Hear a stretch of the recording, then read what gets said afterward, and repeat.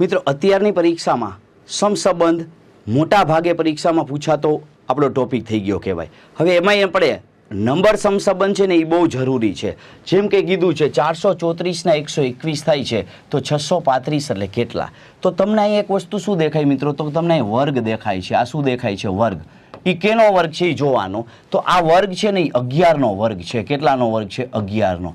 હવે 11નો વર્ગ એ આના ઉપરથી કોઈ રીતે 11 નક્કી કરવાના છે તો ઈઝી છે। બધાનો સરવાળો 4 ને 3 7 ને 4 11 11 થઈ ગયા। આનો વર્ગ કરો તો 121 તો સરવાળો 6 ને 3 9 ને 5 14 14નો વર્ગ કરવામાં આવે તો આપણો આન્સર શું થાય? તો કે 196 આપણો આન્સર થાય। ઓપ્શન આપણો ડી થઈ જાય।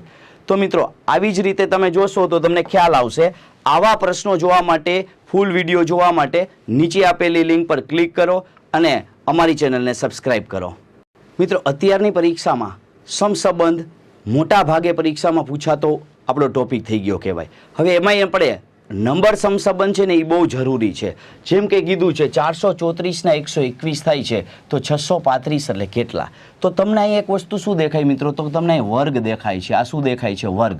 એ કેનો વર્ગ છે એ જોવાનો। તો આ વર્ગ છે ને એ 11નો વર્ગ છે। કેટલાનો વર્ગ છે? 11નો।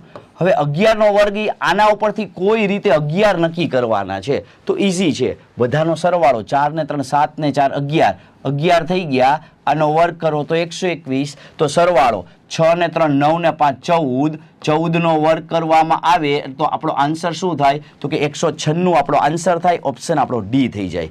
તો મિત્રો આવી જ રીતે તમે જોશો તો તમને ખ્યાલ આવશે।